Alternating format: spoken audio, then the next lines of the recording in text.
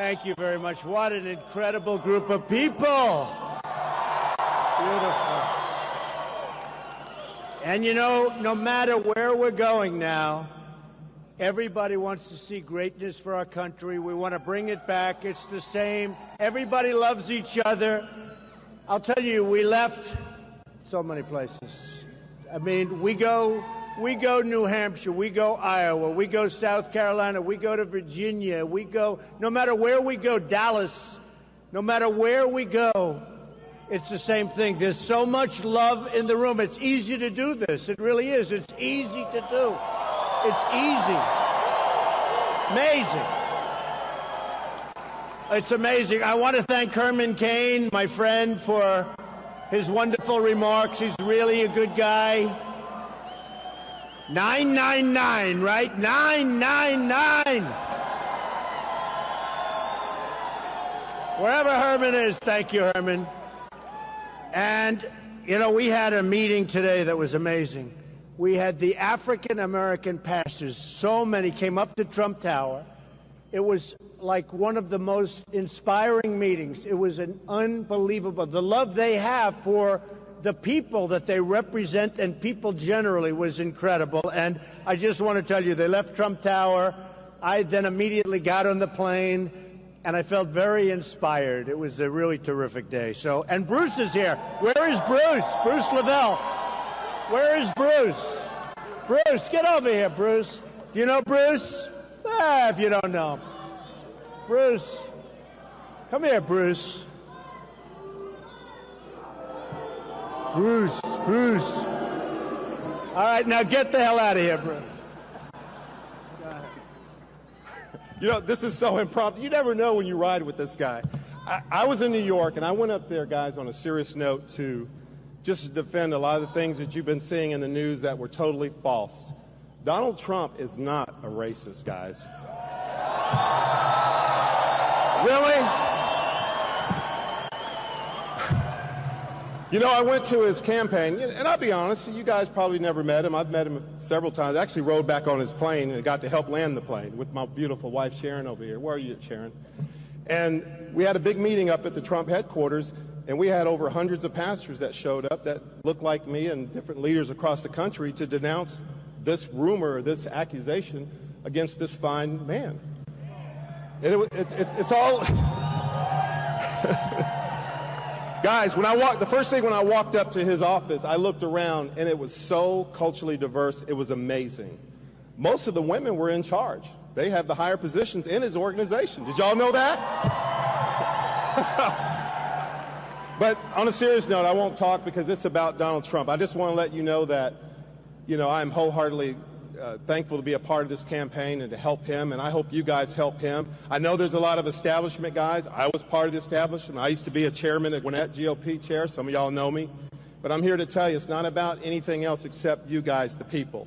And I just want you to let you know that Donald Trump is here for everyone. He hears every voice.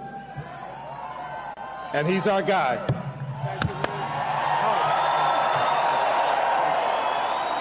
Thank you, Bruce. Pastor. Thank you.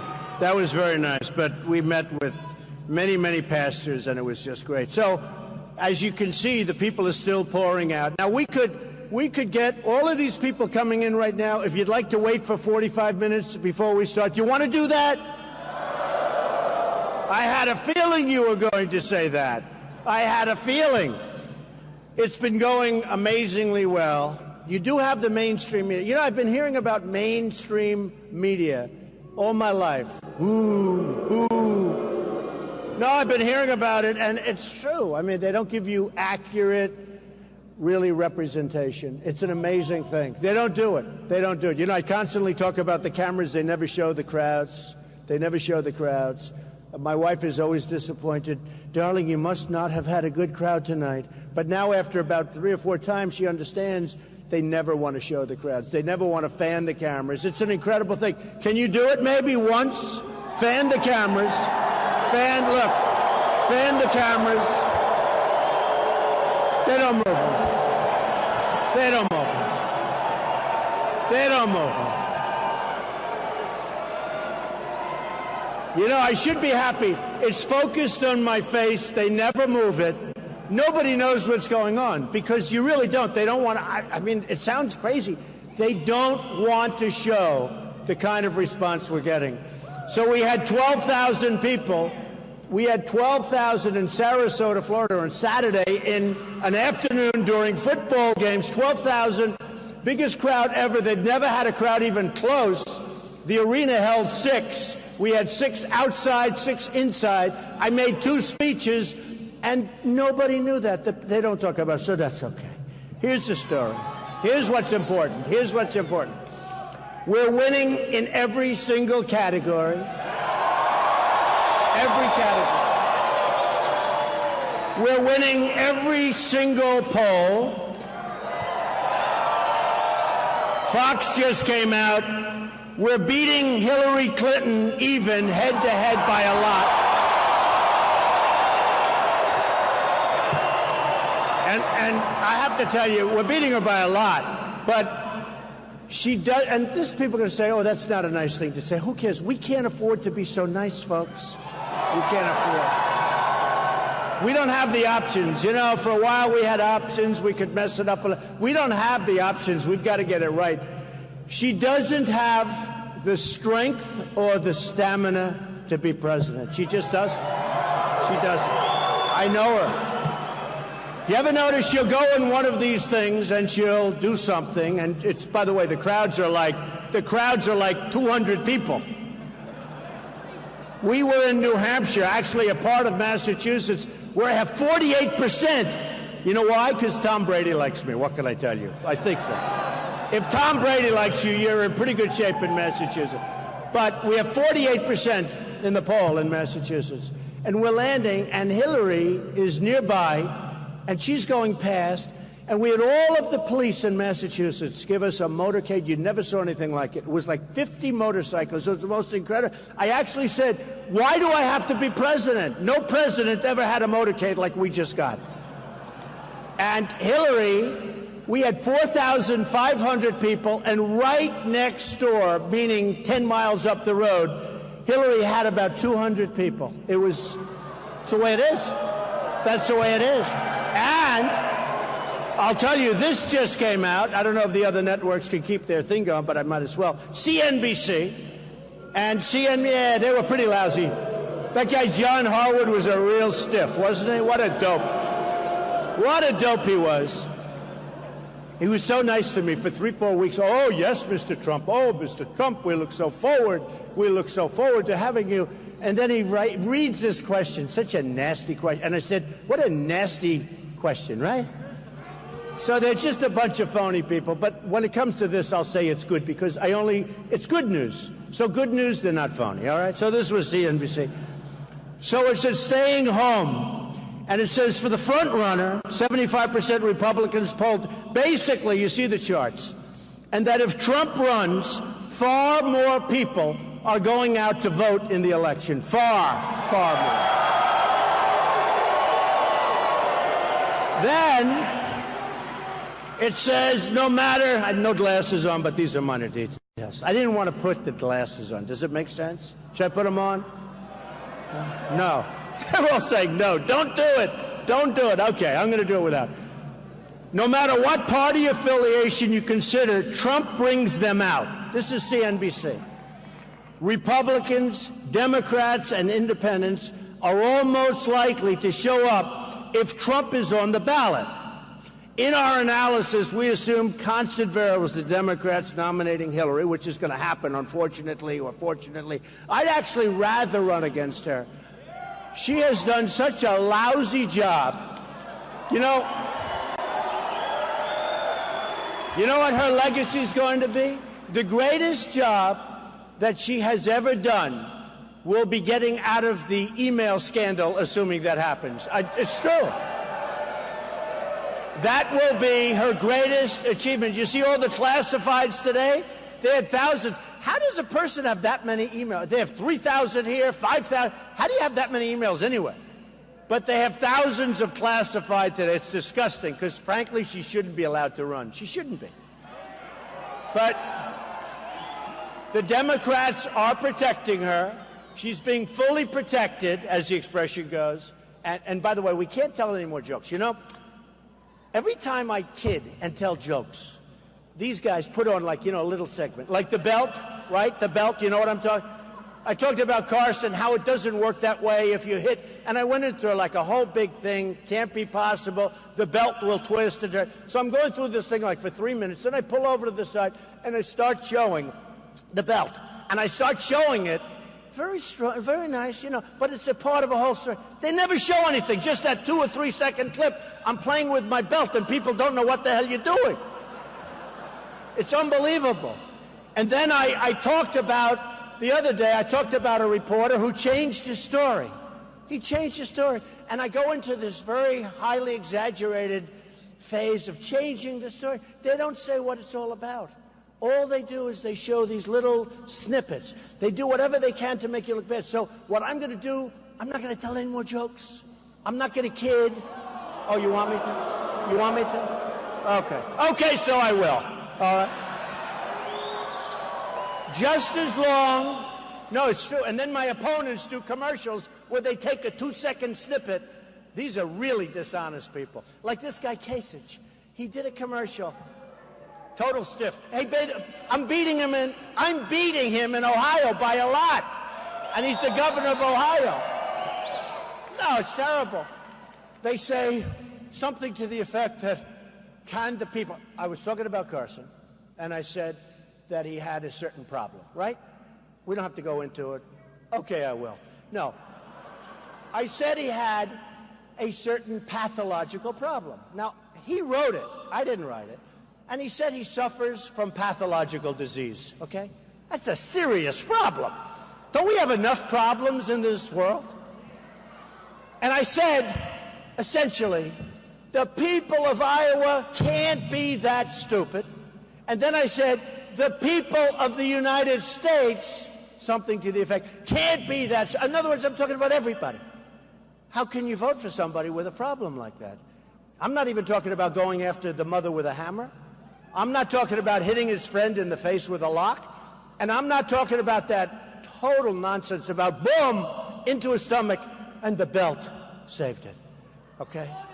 Okay? I'm not talking about those stories. I said I'm not going to mention them tonight, so just disregard. It's like you're before a jury and the judge says, please disregard. Oh, okay, we'll disregard. So what happens is Kasich does a commercial. But he only puts up the first part. He doesn't put up the second about all the people in the United States. They take little snippets. These are horrible people. Horrible people. Interestingly, in the same poll, not that I care about Kasich, I think he's got 1%, but it says Kasich does the worst. You know what's funny? When people come after me, they've gone down the tubes. You look at Kasich. Now, before that, Jindal, he was vicious. Bobby Jindal. Alfred E. Newman, I call him. No, it's true. Think of it. He was vicious. He was so vicious. He was going after me. I said, I don't even know this guy. And then you had Perry, the nicest guy from Texas. He had a problem, you know, one of the worst debate performances in the history of debates. That was a debate performance you can never, ever live down. But all of a sudden, he became vicious. He goes to Washington to make a major speech on me. I said, what did I do? Because they wanted to pick up. He goes down. Lindsey Graham. I mean, this poor guy. No, the poor guy. Think of it. He's a U.S. Senator, and in South Carolina, I was at 32 or 38, and he was at 2 or 3, and he's the sitting senator. How about Florida? How about Florida? In Florida, I'm at 32 and 28, very high numbers. And a governor, Bush, I mean, honestly, it's over. So many commercials. I can't watch them. He spent millions and millions of dollars. I've spent nothing. I haven't done a commercial. I actually felt badly. No, I actually felt badly. I did a radio commercial, a small one, because the press was killing me. Why aren't you doing more commercials? Why? I said, you got to do a commercial. I don't need it, but we got to do a commercial. So we did actually a pretty good radio commercial. We're going to be doing a lot of commercials, actually. I think. Actually, we're going to be doing most of the commercials that if somebody hits me, I'm going to hit them back so hard. Oh,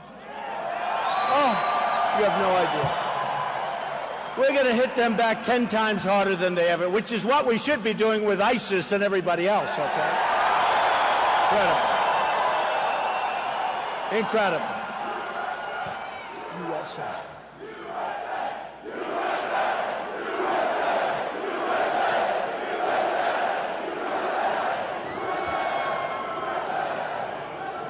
It's so cute. These people that are pouring in the back, they don't know what they're missing, do they? They don't know. So many things. But Lindsey Graham, disaster.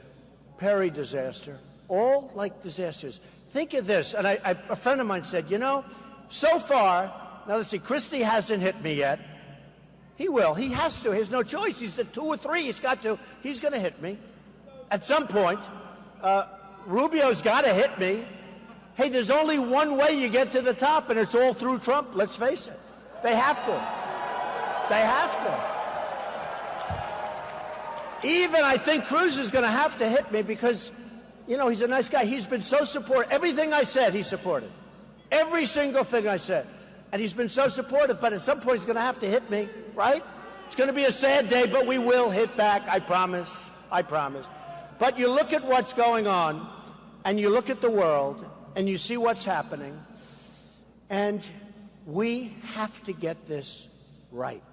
We can't put a stiff, we can't put a low-energy person, we can't put people, some of whom I've gotten to know, some of whom I respect, some of whom I really don't respect. Some of whom I don't respect. I look at some of the people that are on the dais. I never debated before. Now, in all fairness, every online poll, Drudge, who's terrific, he's a terrific guy, by the way, Drudge. But Drudge does a big poll. Hundreds of thousands of people vote after the debates. Time Magazine. I was just on the cover of Time Magazine, believe me. Other than that, I have no power over Time Magazine. Time Magazine, Slate, they all do these polls. There's like 5 or 6. So we have the debates, every single debate, and believe me, hundreds of thousands. I am not telling people to make phone calls, all right? It's an online poll, which I think are actually better in many respects than when they interview 300 people and they say you're winning. I don't understand 300 people. I do understand 200,000 people, but I don't understand why they interview 297.3. 0.3 is a baby, okay? So I never understood that. But you know what? Whatever. I took that at the Wharton School of Finance. I took that whole thing, and it never made sense to me. But I guess it works because usually they're right, although in the last number of elections they've been wrong. I hope they're right, right? I want them to be right. They got to be right. But you look at these polls, and in the debates, I won all the debates. And I'm saying to myself today, CNN, I'm coming over, and I told you we had this great pastors meeting. This great meeting. Look, the camera just went off from CNN. They know me. I love hitting them while their camera's on. No, I love it. I love it. So CNN gave me the worst story. It was like the meeting never even took place. And it was such a great, it was like a love fest. And I said, that's really unfair stuff. So maybe, how would you like to do this? Fox, for the first debate, ended up with 24 to 25 million people, one of the largest in the history of cable, maybe the largest show, I think, in the history of cable. CNN had 23 million people. It was the biggest show in the history of CNN. This isn't me. This is from Showbiz, okay? The biggest ratings in the history of CNN. Biggest. They cover wars, they cover. How about the next debate is with CNN? Now, you have to tell me, because I know what they're going to say. They're going to say, oh, Trump is chicken, okay? How about I tell CNN, who doesn't treat me properly, they don't, they just don't, right? They don't. They really don't. And I have a lot of respect for some of the people over there, but they don't treat me. How about I tell CNN that I'm not going to do the next debate, okay? I'll tell you the problem. You know, we discussed, this is a nice thing. When you're really smart, like really smart like I am, it's true. It's true. It's always been true. No, it's always been true. But I can do these things extemporaneously, so I don't need teleprompters. Like Obama, he walks out, ladies and gentlemen of Georgia. Ladies and gentlemen, thank you very much. You know how easy that is? You read for a half hour, and I talk for an hour and a half, and I don't have any of that stuff. But the nice thing is, you can be very current, current events. You're not reading a speech, and you have to get speech writers to change. I mean, I hear things on the airplane coming over. We can talk about them. But how about we do this with CNN? I won't do the debate unless they pay me $5 million, all of which money goes to the wounded warriors or go to vets. Seriously. Seriously. I would love to do it. I would love... Okay. Let me give you the bad news. So what will happen is they'll say, oh, Trump is chicken. Well, I've done 4 of them, and according to every online poll, I won every one of them. Now, when I turn on the television and I listen to these, the talking heads who are not smart people at all, they call them elite. My education's better than any of them. I'm smarter than they are. Many of the people in the room are smarter than they are. But the talking heads, I could name them, but actually a couple of them are actually starting to come around, so I got to be careful. I can't set them all the way back again, right? But, guys like Karl Rove, he spends hundreds of millions of dollars on campaigns. He wins nothing. He wins nothing. There are some people that are losers, okay? But how about if we do the... No, they're losers. They're losers. And that's the problem. We can't have that. We can't have that with the Republican Party. We have to get the right people.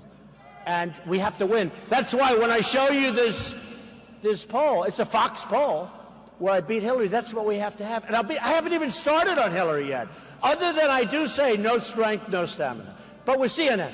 So I say $5 million goes to the wounded warriors and the vets. Okay? Do we like that? Here's the problem.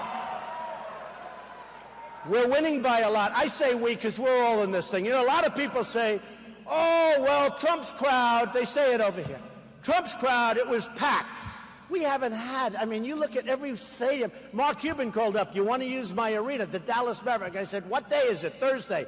When can I use it? Monday. I said, 4 days. How many seats? 20,000 seats. We filled it up like a day and a half. And he predicted that. He knew it. There's a feeling. By the way, there's a feeling. But here's the problem. So we're leading in everything. The biggest crowds by far, so much bigger than Bernie Sanders. You always hear about Bernie Sanders. Our crowds, no. May he rest in peace. He had an operation today. I think it was a hernia operation. You know why? Carrying around too much tax problems. Because he's going to tax you. He's going to tax you. But let's not even talk tax problem. He wants to double and triple everyone's salary. Wants to bring you up to 90%. 90%. And he wants to bring you because he wants to take. Now, what happened is Hillary now has gone way left. And she wants to give everybody free everything, except for the people that pay taxes. Somebody has to pay. Somebody has to pay. So it's going to be Hillary. But here's the problem. So with CNN, I said, no, I'm not doing it.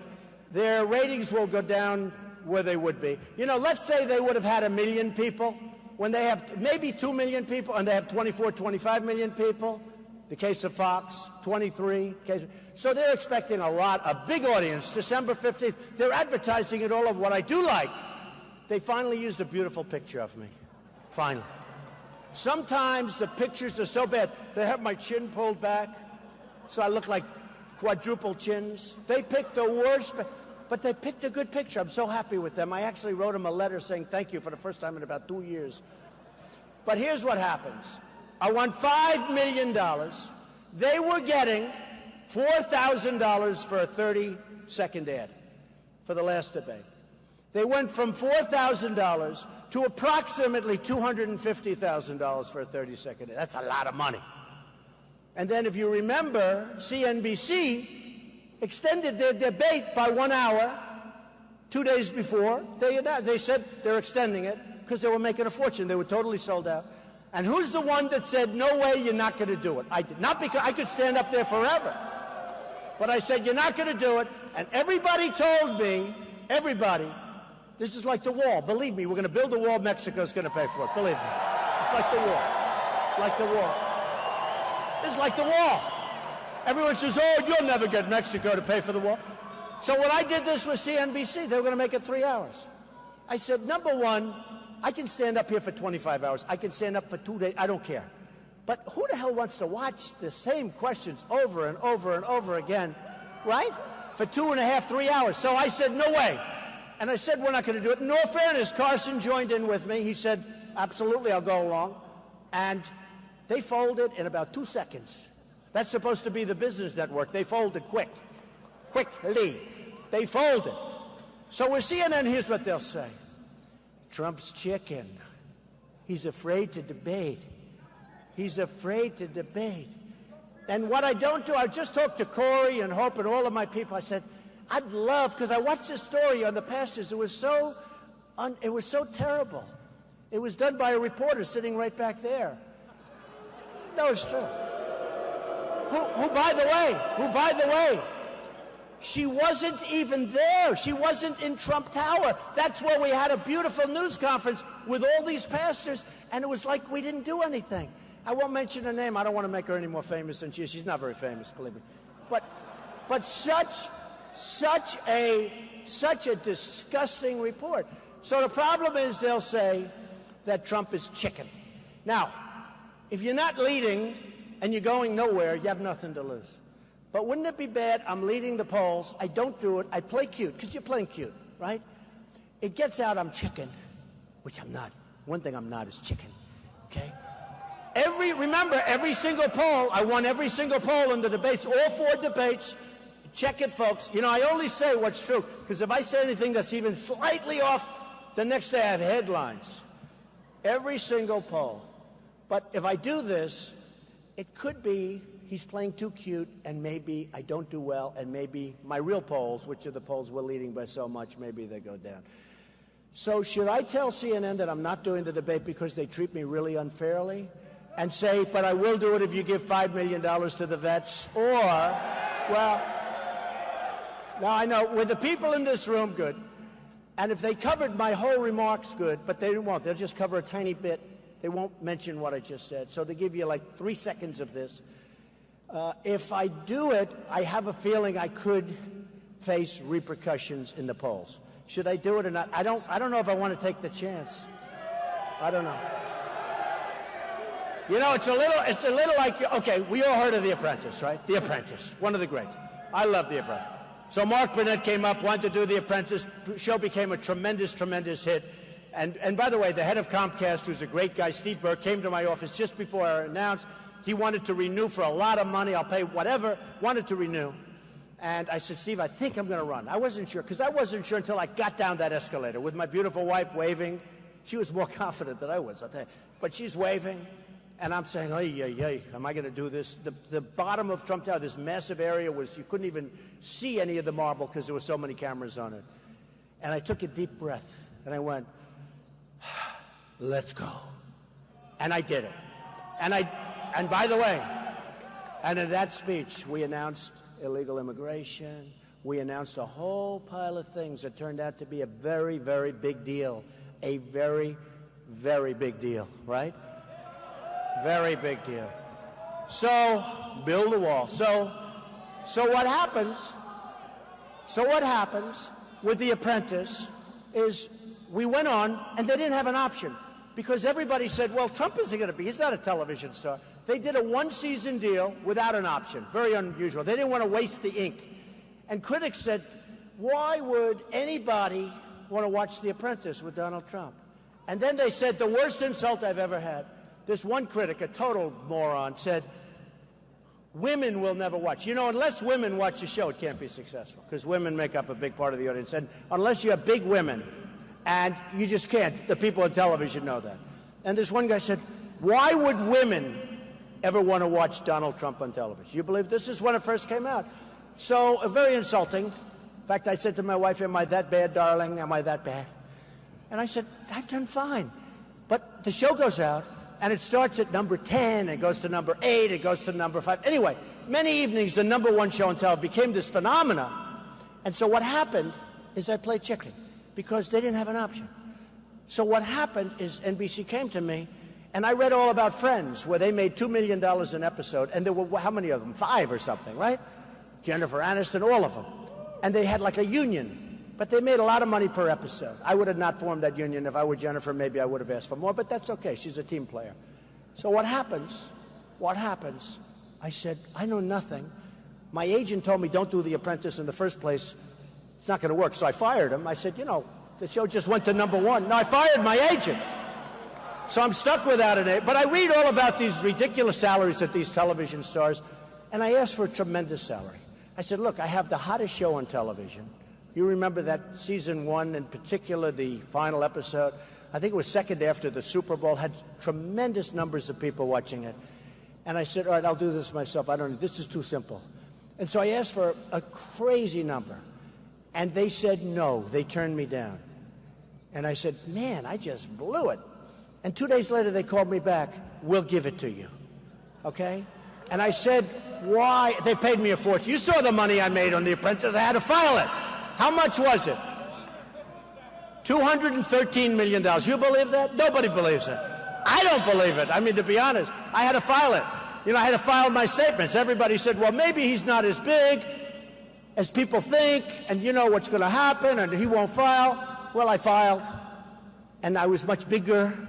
And by the way, I don't say that. Bigger, better, stronger, low debt, tremendous cash flow, numbers that I wouldn't have ever believed even 15 years ago. I built a great company. The reason I say that isn't for ego. It's because this is the mentality, this is the thinking that we need for our country to make us great again.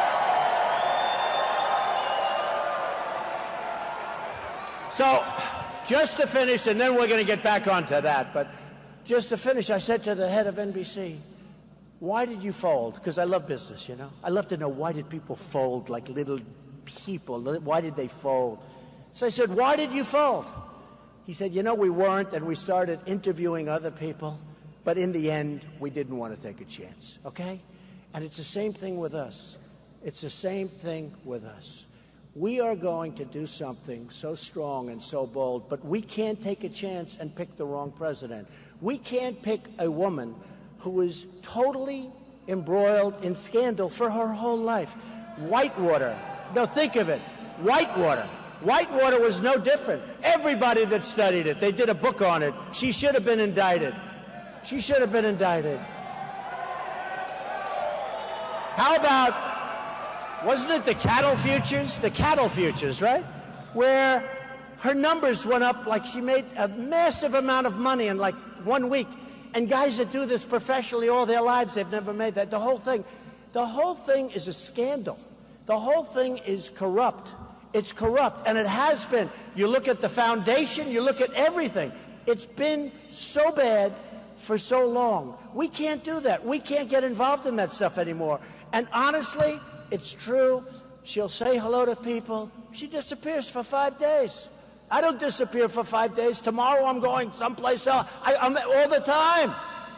All the time I'm going. We need tremendous stamina. We need tremendous strength. And this is women, men, you know what I'm talking about. We need strength, we need stamina, and we need smarts. We don't need just a tough person. Because I know tough guys. I know tough guys. I know tough people. And tough is no good. Tough is no good without the brain power. You need the brain. You need the brain. But we need the toughness, too.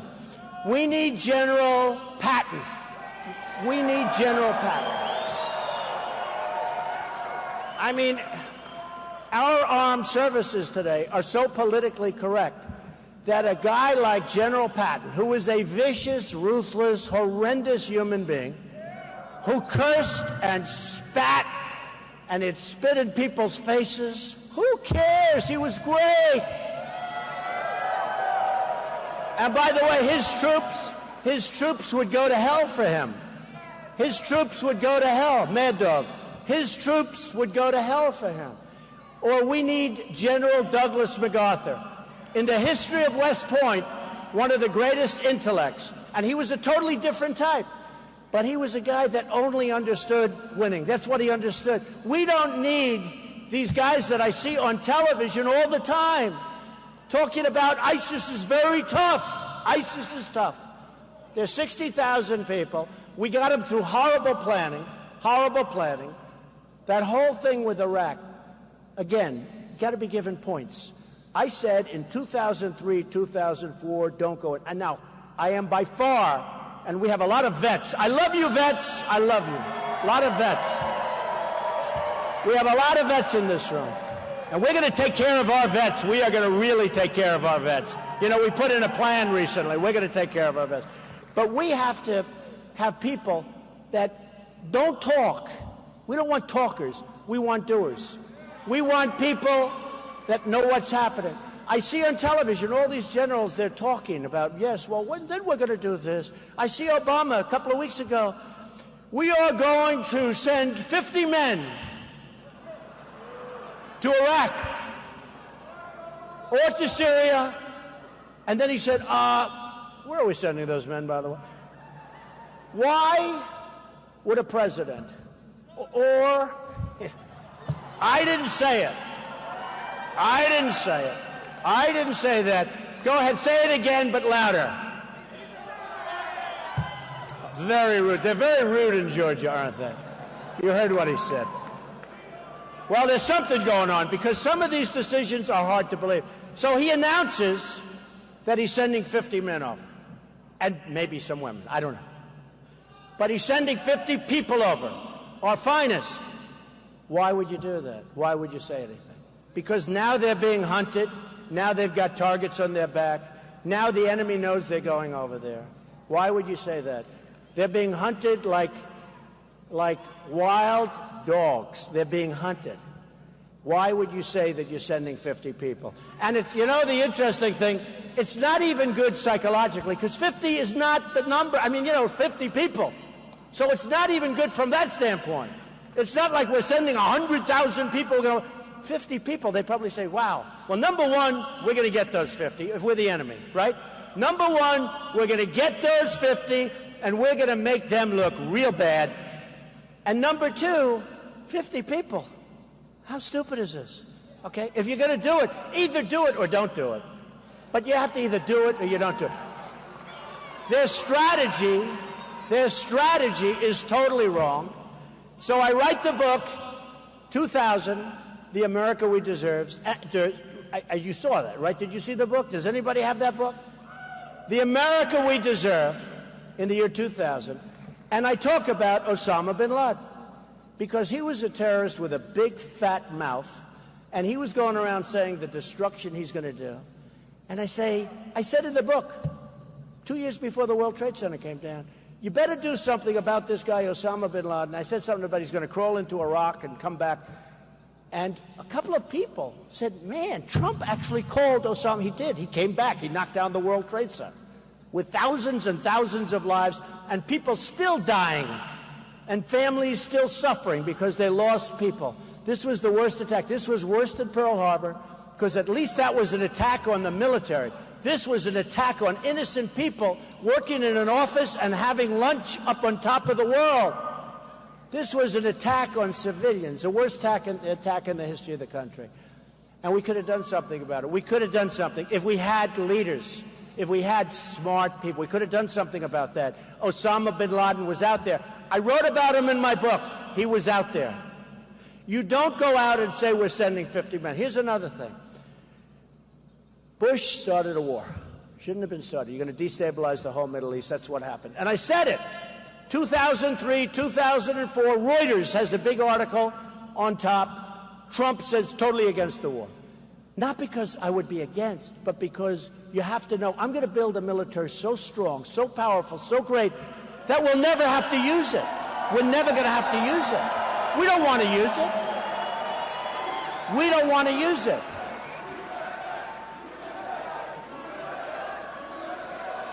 Look, in many ways, the military is, and building it up, is the cheapest thing we can do. Because it's like the tough guy. You never really want to go against the tough guy. You know, you get the tough, we grow up, and we all know what we're talking about. But I'm the tough guy. Well, hopefully I'm the smart guy.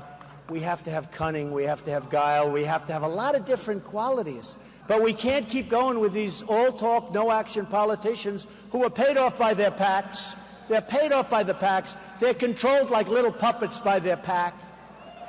We can't keep going like this. We owe $19 trillion. That's now going to be $21 trillion. It's a number that's absurd. It's a number that who would have even thought this is possible? China's ripping us on trade. Japan is killing us on trade. With China, we're losing $450 billion on an imbalance a year. With Japan, it's $70 billion a year. Mexico's 45. That's why people say, I told you before, I say they're going to build a wall. You know why? Because they're making a fortune. Mexico, I love the Mexican people. I respect Mexico. I respect their leaders, but their leaders are so much smarter than our leaders. You stay in Mexico one extra day, they have 5 soldiers escort you out of the country. And yet they send everybody over that they don't want. People go through Mexico, keep going. The dummies in the United States are going to take you. A woman's pregnant. She has a baby. She steps over the border. She has a baby. It's an American citizen. We take care of the baby for 85 years, okay? No more. And I attacked that. Anchor babies. I attacked it. And I attacked it strong. And it turned out I was right. I didn't even know that at the time. Because everybody said, all of these dumbass politicians said, oh no, oh no. That's what they are. They're good at one thing. I'll tell you what. They're good at one thing, getting reelected. I mean, I have to deal with them. A guy like Kasich, this guy's nothing. These are people that should not be on the stage. These are people, it's an embarrassment to have some of them on the stage. And some are very good. I'll be honest. I'm not going to tell you who because I want you to vote for me. But there are some that are very good. But there are some that should not be on the stage. I mean, you have a guy like Pataki. He doesn't even register in certain areas where you have to register. And he's going to be back on the stage. If I'm running the Republican Party, and if somebody's not registered, let's say in Virginia or let's say in South Carolina, because they don't want to pay the fee or because they can't get some signatures on a ballot, and he can't register because it's now the time limit, so you don't have South Carolina or you don't have Virginia, you're not going to be on the debate stage with us. But they don't do anything about it. They don't do anything about it. So we have to get tougher.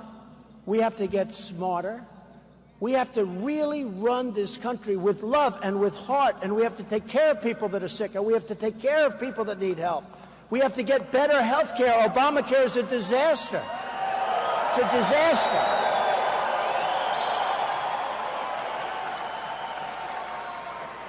Obamacare is going to be repealed and replaced with something so much better. So much better. So much better. I don't know if you saw recently where premiums are going up 35, 45, 55%. People can't afford them. The coverage is horrible. The deductibles are so high that unless you're dead, you can't use it. Okay? You can't use it. It's useless. It's useless. It's terrible. And it was all a big lie 28 times. You can have your doctor, you can have your plan, you can have whatever the hell you want. And frankly, the Democrats are going to pay a big price because I don't know if you've been reading the papers lately, but Obamacare is in big, big trouble, financial trouble. They have to be bailed out big league by Congress. They're going to have to be bailed out big, big league in 17. Now, unfortunately, you're going to have a new president. I'm going to inherit this stuff. I got all these problems to fix, but I'll fix them, believe me. Believe me. But here's the...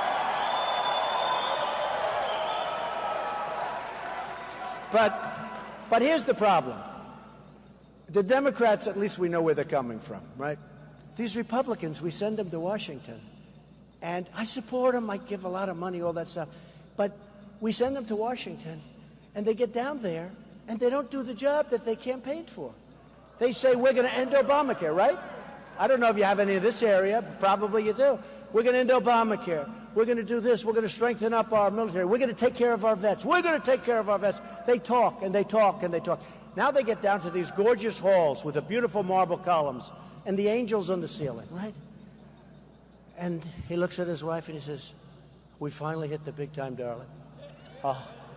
We fund. And it comes to a vote on Obamacare. Everybody raises their hand. I mean, look at this last budget. This last budget was approved so fast, and we have to raise $2 trillion because of this budget. When you do the budget, you're supposed to start the following morning on negotiating because you don't have enough time. Then they say close down government. Everybody's afraid of closing down the government. And you know the funny thing? I wrote The Art of the Deal. The funny thing is that nobody's going to be blamed for closing down the government but Obama. When people read the history books, they're not going to say Boehner closed down. Nobody's going to know who Boehner is. They're going to say during the Obama administration, the government closed down. He was a horrible president. It's true. It's true. They're going to say he was a horrible president. He didn't know what the hell he was doing. He was a tremendous divider because he's the most divisive human being I think I've ever seen. And the one thing a lot of us thought, including me, I said, you know what? He's not going to be a good president. But you know what? He will unify, perhaps, the country. And he'll bring white and African American and everybody. He'll bring them all together. And you know what? That turned out to be totally wrong. It's never been worse. And when I met today with the African American pastors, never been worse than it is today.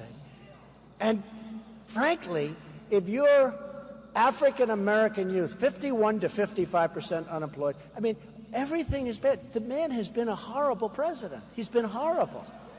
To a point where people that would never vote Republican come up to my office and they want to really talk turkey, and it's hard for them. They always go Democrat, and it's hard for them. But they come up to my office because they really want help.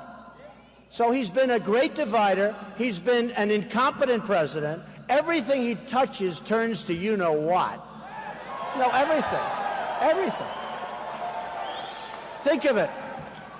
We don't have victories anymore, right? We don't have victories. When's the last time we had a victory? We don't have victories anymore.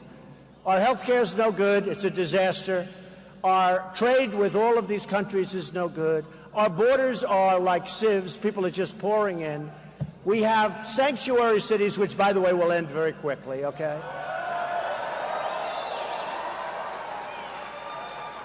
When I made the speech in Trump Tower that I'm going to run, and I gave up a lot, because what I gave up is far more than any campaign is going to cost. I'm talking now in dollars.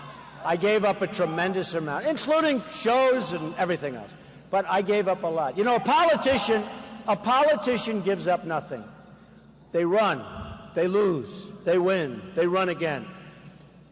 Totally controlled by their donors, by special interests, and by lobbyists, totally.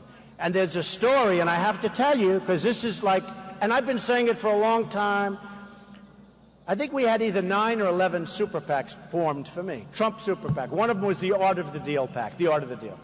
So people give money. You know, and a lot of these people that form the super PAC have no money. Maybe I'll give you a good idea, right? You'll go form a super PAC, keep all the money for yourself. So I'm saying to myself, I wonder, when people send to the Art of the Deal super, they probably think I'm running it. Well, we're not supposed to run it. I'm not running it. And I see these two young guys are on television, and I see others. And they're all talking about these super, nothing to do with it. We sent legal letters to all of these super PACs to close your doors, close up. I would have had hundreds of millions of dollars if I wanted to have a super PAC and if I wanted to have other people fund my campaign. I don't want other people to fund my campaign. No, I don't want them. Because nobody knows the game better than me. We take the small contributions because I have to. I mean, I have people sending me $21, $17, $28, $100. And you have to, those are people that are in love with this country. And you have to take it's called small, like tiny contributions. But these are people that really want to invest in this country, in the greatness of the country. And frankly, to send the money back would cost more than some of the checks that come in. You wouldn't even know. And there's no letter I can write to a woman who sent in $17.50 with a 4-page letter. 4-page letter. So proud that she sent this money. There's no letter that I can write where she's not insulted. I have turned down tens of millions of dollars. And you know, most of those guys have gone to other campaigns because they want to, I mean, they're like horse players in a certain way. But they also want access and they want power. And I said, I don't want to take your money. I'm not going to take your money. So here's the story. It was just on the front page of the Los Angeles Times. A super PAC called American Legacy raised $6 million. Now, this is, I guess it's a Carson or Carson-oriented super PAC, right? Of the $6 million, only $140,000 was left for the campaign. No, but this is the same with Bush, maybe not as bad. It's the same with Rubio. It's the same with all of them. Or most of them, I guess. Maybe a couple of them do it properly. But the consultants and the fundraisers and all of these people, they take the money. They're professionals. They make money better than being a real estate broker, to be honest with you. I mean, I'll probably give a lot of people in the audience an idea, but it's better than being a real estate broker. So think of it, Jeb Bush. Yeah, Jeb, he's another beauty. Jeb Bush the other day said, Donald Trump, you know, he's trying to talk tough now because I said he's got no energy, right? I call him a low-energy person, so now he wants to be a tough guy. It doesn't work. You can't be tough if you're not tough, you know? We know that. He should be himself. If he's himself, he'd do better. Can't do any worse. But Jeb Bush the other day said, Donald Trump doesn't have the right tone to be president. The tone. And I said to he goes, who cares? That's very good. Who cares is right. So here's the story. So they're chopping off our people's heads in the Middle East, right? They're drowning people in cages. We're like living in medieval times. We can't waterboard. They asked me the other day, do you see that? They chop off heads. And one of the announcers asked me the other day, one of the talking heads actually, said, Mr. Trump, what do you think of waterboarding? Now, what do you think of, right? I said, what do I think of waterboarding? Well, do you want to go a step further than waterboarding? Because I'm okay with that too. I said, you know, they're chopping off everybody's heads. Every day you see it. James Foley, great parents. I made a contribution to the people and to the parents, and because they did the Foley Foundation, and I got to know them and him, and through them. And he was like this great person. He was the first. And I said, you know, I think ISIS made a terrible mistake. When they did that, they created this tremendous hatred. Well, now they're doing it all over the place. And we haven't done anything about it. And we have a president that doesn't even want to mention Islamic problems. Doesn't want to mention it, okay? Right? No, he doesn't want to mention it. He doesn't want to say, you know, when you think about it, he doesn't want to use the terms. He doesn't want to say what it is. And you can't cure a problem if you're not going to say what the problem is. You just can't cure it.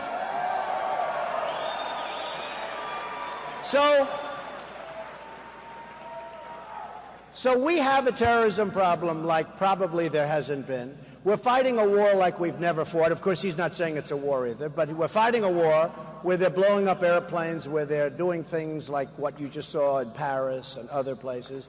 And we have a president that refuses to use proper terminology. And why that is, nobody can really tell me that one, okay? Why that one? This audience is amazing. I wish everybody... I wish everybody could hear. You know, when you think of radical, right? Radical, Muslim, anything you want to say. But it's a problem. And it's a problem that has to be addressed, whether it's Muslim extremists or not. You have to say what it is. And that's what it is. That's what it is. Even at a soccer game recently, you saw that the other day where they had a soccer game, they had 1 minute of silence for the people that were just absolutely bludgeoned, absolutely what they did in Paris. And people are yelling things from the audience, things that weren't supposed to happen. And the players were unbelievably embarrassed, and it was a great embarrassment. And you don't get a lot of reporting on it, but most of you have heard about it. That was last week. So we need strength, we need power, we need smarts. We're going to redo this country. We're going to make it better than it's ever been before. I really believe that. I really believe it. I really believe it. I really believe it.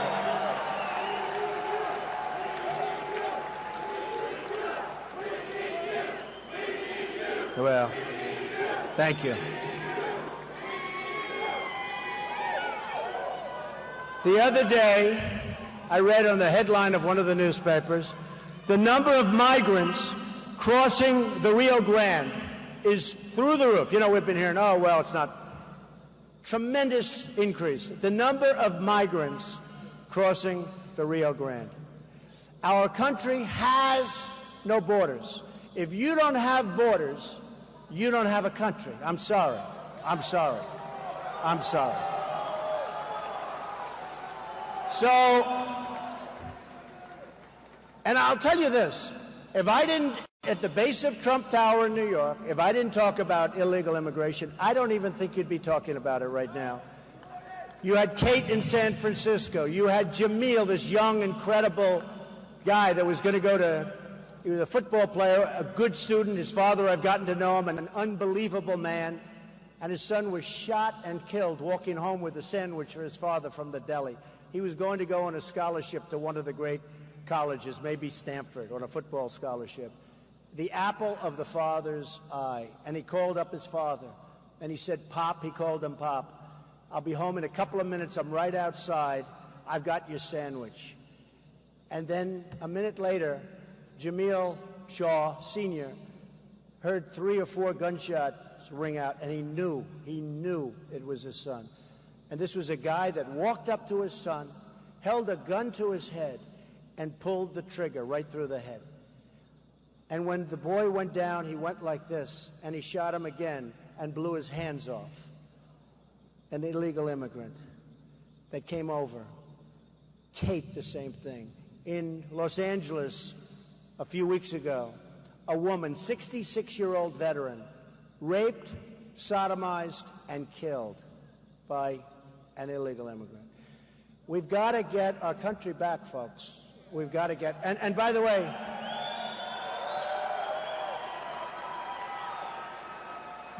these are 3 instances. These are 3. There are thousands and thousands and thousands. It's horrible. It's horrible. And the Border Patrol, I was over there not long ago in Laredo, Texas. And the Border Patrol, these are great people. And they're told, stand down, stand down. These guys are fantastic people. They'd love to do their job. They can't do their job. They're not allowed to do their job. And people are pouring into the country. And now we have Syrians that look awfully strong. No, can't do it. Hey, look, we all have a heart. And you know what I'm all for? I'm all for building safe zones in Syria, which is much less expensive. And believe it or not, they'd rather be there. You know, I have thousands of employees. And I have employees from parts of the world, all legally here, by the way. Oh, have I been tested? I have these guys going to reporters to every place. Have I been tested? But I have, and I don't know, maybe somebody sneaks in. Believe me, they'll find it if they do. But I have from all over. But you know, it's funny. They come from countries that you wouldn't think much of. You would never think that you'd want to go.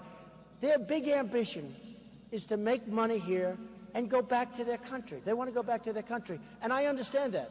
I understand that. They want to go home. They want to be back with their mothers and their fathers and their soil and their plants, even if the plant is not the kind of plant that you like. They want to go home to their country. And I understand that. And the fact is, if you build safe zones, and boy, do you have plenty of land over there, but if you build safe zones, and you got to get the Gulf states, as an example, Saudi Arabia makes $1 billion a day. Now, that was a couple of months ago when oil was high, so let's say they make a half. They make $1 billion a day.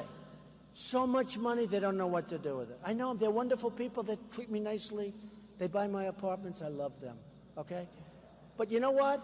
The money is enormous. We don't have money. We're a debtor nation. We got to get them to put up money. We defend them. We defend Germany. We defend Japan. We defend South Korea. And they're right next to the maniac. This guy's a maniac. We have 28,000 soldiers. We defend, they give us like nothing. If you want to buy a television, LG, Samsung, Sharp, they all come. I bought thousands and thousands of televisions in the last year for different projects, right? Can you believe I'm running part-time? I'm like running part-time. I'm doing well for a part-timer, right? Oh, by the way, talking about, so wouldn't it be nice? I've spent less money on my campaign than anybody else, and I'm in first place in every poll. Wouldn't that be nice? No. But wouldn't it be nice if the country could do the same thing? Wouldn't it be nice? As an example, at first I said, you know, I have to spend more money. It doesn't look that good. I haven't spent that much. And then somebody said to me, you know what really is great? I don't know if anybody ever heard of Charles O. Finley. He owned the Oakland A's, right? He had the lowest payroll in baseball, and he won the World Series 3 times in a row. He had a young Reggie Jackson, a young catfish hunter, and George Steinbrenner, who was one of my best friends and a great guy. But he used to just buy his players all the time, and George told me this guy is a genius.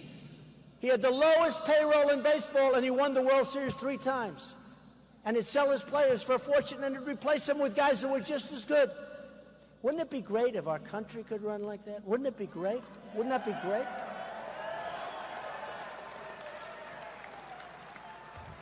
Do you remember for the last, because a lot of the people in this room know what I'm saying, and they've been following us. Do you remember when I've been saying oil, attack the oil, right?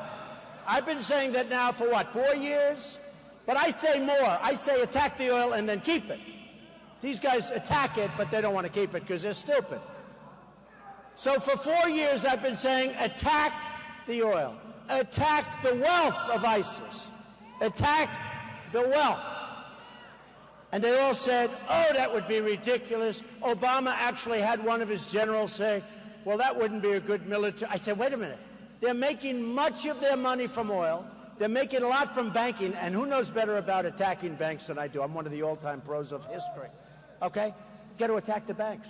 Money's pouring in from banks illegally. Money is pouring in.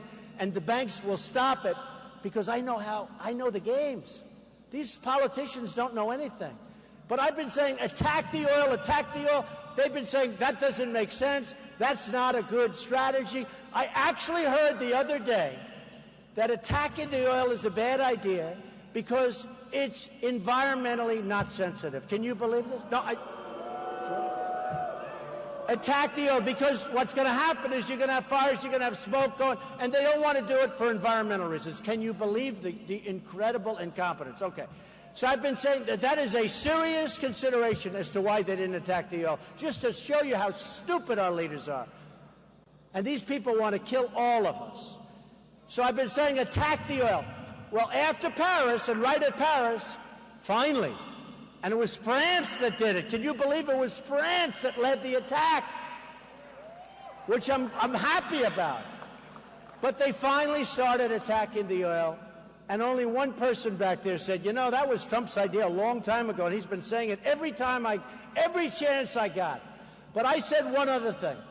I said, attack the oil, go in there, recapture, get ExxonMobil, get a couple of these great companies, they'll rebuild the infrastructure. Don't worry about the infrastructure. These companies are amazing.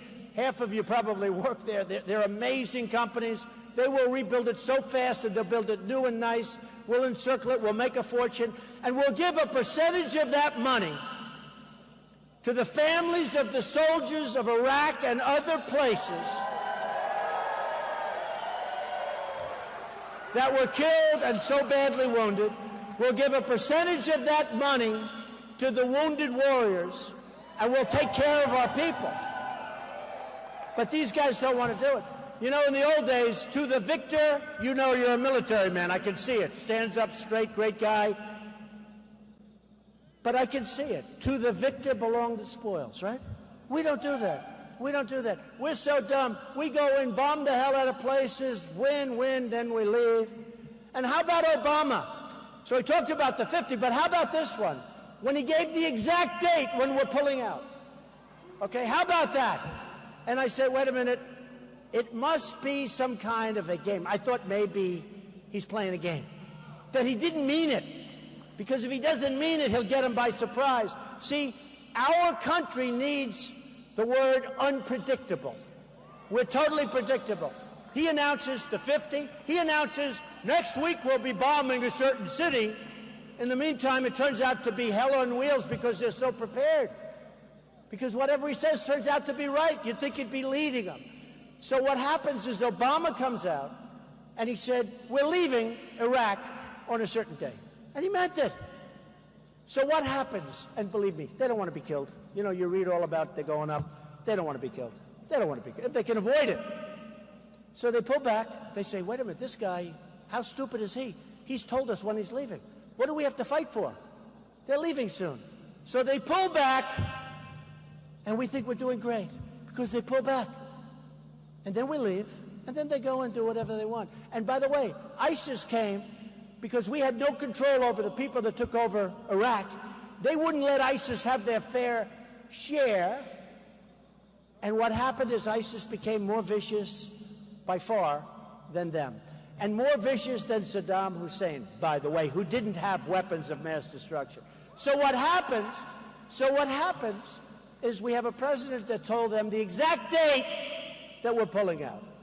All right? Now you tell me, how stupid is that? And now they have a war going on where they don't know what they're doing. They're fighting Syria, but Syria's fighting ISIS, and they're fighting together. So we're fighting ISIS, and we're also fighting Syria. So Syria's now saying, wow, I can't believe it. The United States, who's fighting us, is killing our worst enemy, ISIS. We love the United States. And Assad is now on the side of Russia, and because we gave Iran $150 billion, we don't get our prisoners, I don't have to go into it, maybe the worst deal ever made, ever, that I've ever seen of any kind. So now we're fighting Iran, we're potentially fighting Russia, we're fighting ISIS, ISIS is fighting Syria, Syria is fighting... We don't know what the hell we're doing. We have stupid people. You can't fight them both. You got to pick your guy. You got to pick your guy. And I'll tell you who I pick. Assad is a bad guy.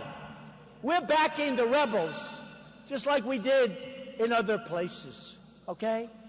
We're backing the rebels to go in. Now, who are the rebels? Nobody knows who they are. Some people think the rebels are ISIS, and some people think the rebels are far worse than Assad. So we're backing the rebels. Look what happened in Libya. Look what happened in Iraq. We don't back people, and we give them our equipment. And one shot's fired up in the air, and all our equipment is in the hands of the enemy. This stuff isn't going to happen if Trump gets there. Every single poll... Not going to happen. Not going to happen. Every single poll is saying number one by far on leadership. I'm not saying leader. I'm just telling you, I'll be a great leader. But every single poll, you know why I'm going to be a great leader? Because I'm going to win. You know, Vince Lombardi would win. That's why he was a leader. If Vince Lombardi for the Packers lost all the time, he wouldn't have been a leader. Okay? If Coach Belichick, who's a great guy, last night they had a little upset, but that's okay. But Coach Belichick is a winner. These guys, the only way you can be a winner, you can't be a loser and be a leader. You can't. It doesn't work. Because you may get away with it for a little while, but eventually people will say, wait, we keep losing. We want somebody that's going to win. I win. I win. I know how to win. I know how to win. Just like now, we're driving the Republican establishment crazy. Crazy. Crazy. They don't know what to do. And the reason they're going crazy is because they want to have their puppets, and I'm not a puppet. And when Ford, you know, which moved to Mexico, when they call me, I'm going to do what's right for you. I'm not going to do what's right for me because I don't care. And I'm not going to do what's right because they were fundraisers and they gave me a lot of money. And when Nabisco, which just moved its big plant to Mexico, wants something, oh, they're going to suffer. Oh, they're going to suffer. Okay? And when the fundraisers and the lobbyists and the special interests see me about Nabisco, I'm going to do what's right for you. So, really, in a nutshell, it's been great being with you tonight. It's like this all over. It's like the enthusiasm, the love, the incredible everything. It's like this all over. We have an amazing country of people that really want to see us be great again. the expression, "Make America Great Again." I mean, they really want to see it.